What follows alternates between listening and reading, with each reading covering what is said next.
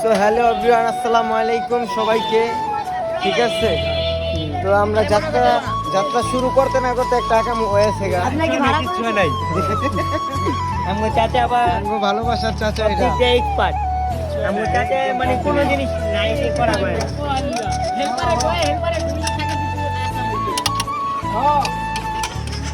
ঠিক আছে, মেরাজ দাদা। রানতে রানতে কালে হয়ে গেল।